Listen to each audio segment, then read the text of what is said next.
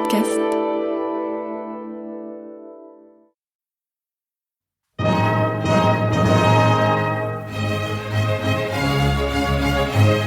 Bon baiser de partout. Une émission secrète de...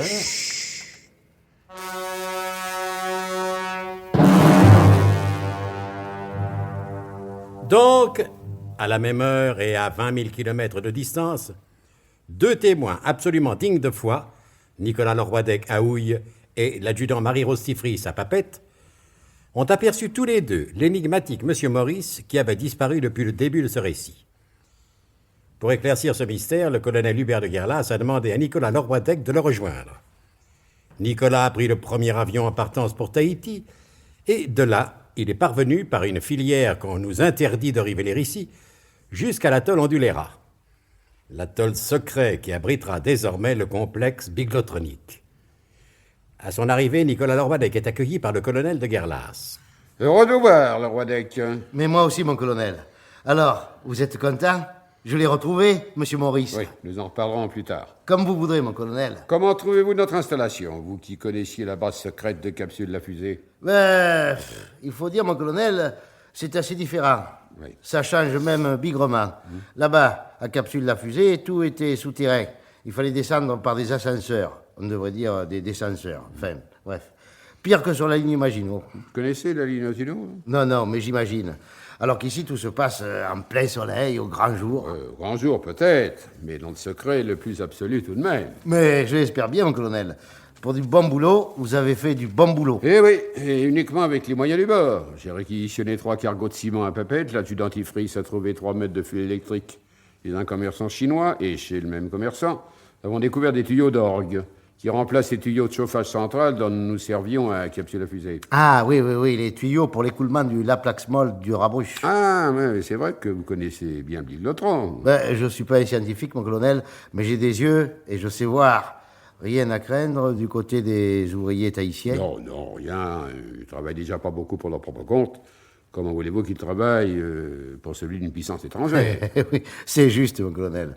Mais dites-moi, parmi eux, il aurait pu se glisser des Tahitiens qui ne soient pas tout à fait Tahitiens. C'est ce que j'ai pensé au début, en entendant un petit groupe chanter des chants du folklore auvergnat. Mais tout s'est fort bien expliqué par la suite. Ces hommes étaient des descendants des révoltés du Bougna, une goélette de Saint-Flour qui s'était échouée sur ses rivages il y a plus de 150 ans maintenant. Et depuis 150 ans, c'est toujours la bourrée? C'est pas très varié comme programme. Que voulez-vous, mon bon Nicolas? Le folklore, c'est ça. Comment se porte la charmante Mémène? Très bien, mon colonel, très bien. Quoiqu'elle ait été assez inquiète à l'idée de me voir partir au pays des ensorcelantes vaïnées. Vous n'apercevrez pas l'ombre d'une vaïnée sur l'atoll Ondulera. Tant pis. C'est tout de même étonnant quand on connaît le professeur. Qu'est-ce qu'il a? Il est malade? Eh non, il se porte à merveille. Il n'a jamais autant travaillé. Alors, je comprends pas. Quand on pense à toutes ces charmantes assistantes, et même à certaines qui n'étaient pas son assistante... Oh, pardon, mon colonel. Vous en prie, Nicolas, j'étais pour la France. Et chacun de nous doit être prêt à tous les sacrifices pour la mère patrie. Elle est parfois vraiment amère, la patrie. Moi, personnellement, c'est un coup que j'aurais pas digéré. Mais qui vous dit que je l'ai digéré? Je vous comprends, mon colonel. Merci, Nicolas. Mais maintenant que j'ai retrouvé M. Maurice, vous n'avez plus de soucis à vous faire. Je le si, Nicolas. C'est pas si simple. Rien n'est d'ailleurs jamais simple dans notre rude métier. Ah non, permettez, mon colonel, avec tout le respect que je vous dois, vous me demandez de retrouver M. Maurice. Je vous le retrouve, qu'y a-t-il de plus simple? Le respect que vous me devez, gardez-le, ça peut vous tenir sur l'hiver. Et venez avec moi retrouver l'adjudant Marie-Rose Tifris, car lui-même, et à la même heure que vous, si j'en crois votre télégramme, il a retrouvé M. Maurice. Évidemment. Si l'adjudant Tifris est venu se promener à Houille ce jour-là, il a forcément retrouvé M. Maurice, puisque moi je l'avais retrouvé. Et l'adjudant n'a pas mis les pieds à Houille.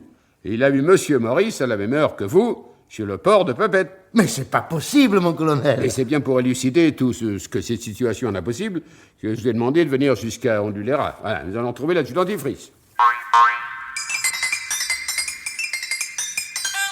Et ils allèrent retrouver l'adjudant Tifris. Ah, mais c'est monsieur Nicolas Leroydec.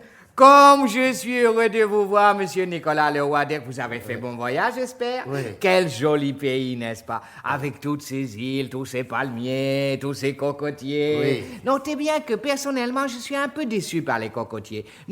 Chez nous, à la Guadeloupe, les cocotiers sont bien plus jolis que ceux de par ici. Oui. Il faut vous dire aussi qu'à la Guadeloupe... Oui, il mais y a un tas- Adjudant, s'il vous plaît, hein. Épargnez-nous ces considérations cocotiéricoles. Venons-en au fait. À quelle fête, mon colonel? Ici, près de la mer Bleue des mers du Sud, tous les jours, c'est des jours de fête. Adjudant, si vous continuez, ça va être la vôtre de fait. Nous sommes ici pour examiner le cas de Monsieur Maurice. Mais il n'y a plus de cas de monsieur Maurice, mon colonel, puisque je l'ai vu sur le port de Papette comme je vous vois tous les deux en ce moment. Monsieur Nicolas Leroy-d'Aix et vous, mon colonel. Nicolas, s'il vous plaît, racontez l'adjudant ce que vous avez vu ce jour-là à Houille. Eh bien, voilà, ce jour-là, mon colonel, comme je vous l'ai fait savoir par le télégramme que je vous ai envoyé aussitôt, j'ai vu Monsieur Maurice. Mais c'est pas possible, monsieur Leroy-d'Aix, puisque moi aussi ce jour-là, ou plutôt cette nuit-là, puisqu'ici nous sommes aux antipodes et tout se passe comme à l'envers de l'autre côté, puisque cette nuit-là qui était ce jour-là pour vous et à la même heure pour nous deux, si on consulte le calendrier des fuseaux horaires, moi je l'ai vu sur le port de Papette. Vous avez cru l'avoir vu, adjudant. Mais est-ce que vous lui avez parlé? Eh, naturellement que je lui ai parlé. Et qu'est-ce que vous lui avez dit? Je lui ai dit bonjour, monsieur Maurice, parbleu. Et c'est tout? Non, c'est pas tout. Je lui ai demandé, vous désirez quelque chose, monsieur Maurice? Ah, parce que vous avez eu le culot de lui demander ça. Et qu'est-ce qu'il vous a répondu? Eh bien, il m'a répondu. Vous voyez, il vous a rien répondu. Vous savez même pas ce qu'il vous a répondu. C'était pas Monsieur Maurice, c'était qu'un imposteur, un bidon. La situation est claire, mon colonel. Mais vous énervez pas comme ça, monsieur Leroy-d'Aix. Si vous parlez tout seul, vous aurez raison. Vous m'avez pas laissé finir ma phrase. mais non, il essaye d'improviser, mais il sait pas ce que Monsieur Maurice lui a répondu. Enfin, écoute, alors ça... Nicolas Leroy-d'Aix, vous êtes injuste. Quoi? C'est bien que l'adjudant Fris n'a aucune imagination. Mon colonel, est-ce que je peux finir ma phrase? Finissez l'adjudant, nous vous écoutons. Eh bien, monsieur Nicolas Leroy-d'Aix, quand j'ai dit à monsieur Maurice, vous désirez quelque chose, monsieur Maurice?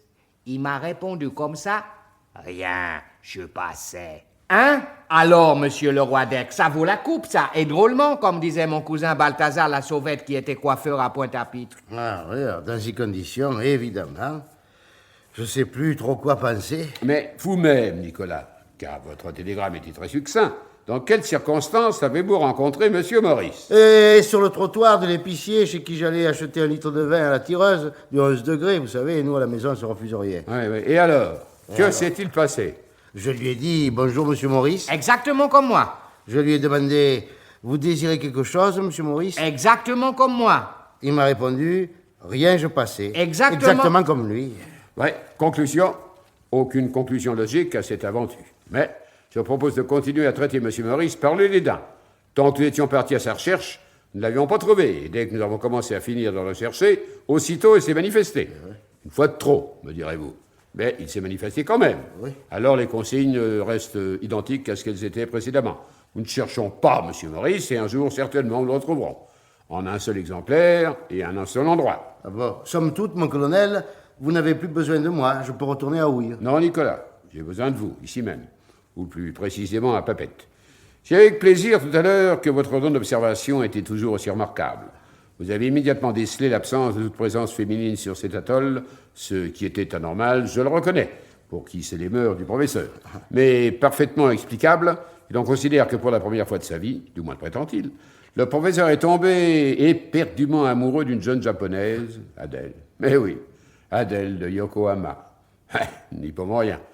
Une première enquête de l'adjudant Fris nous a fourni les renseignements les plus exécrables sur cette charmante créature si jeune et les japonaises. C'est tout nouveau, ça, oui. Tellement longtemps que vous faites. Tout nouveau, oui. Et déjà, C'est ça, oui. Vous allez Ça veut rien partir. dire, Bon, mais- oui, oui. Donc, Nicolas, vous allez partir pour Papette afin d'en apprendre davantage, d'autant qu'on nous a signalé en ville la présence de Zorbeck le Gras et de Wilhelm Ferntag. Aïe. Mais, mon colonel, me donnez-vous l'ordre formel de pénétrer dans l'intimité de la belle Adèle? Cet ordre, Nicolas, je vous le donne. Mes mains comprendra. C'est pour la France. N'y allez pas trop fort tout de même, car pour de multiples raisons, je ne serais pas mécontent de... Ah, compris, mon colonel. Ce serait une belle revanche sur le professeur. Et toujours pour la France. Ben voyons.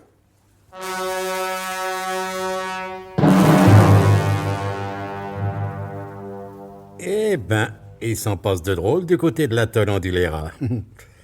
tant qu'on ne nous imposera pas le carré blanc, dépêchez-vous de vous mettre à l'écoute des prochains épisodes de notre grand feuilleton d'espionnage et d'estampes japonaises. Bon baiser de partout.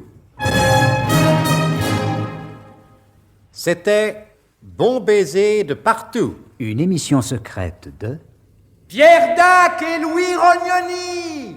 Avec Pierre Dac, Claude Dasset, Paul Prébois, Alain Roland. Décryptage et mise en code, Jean-Wilfried Garrett.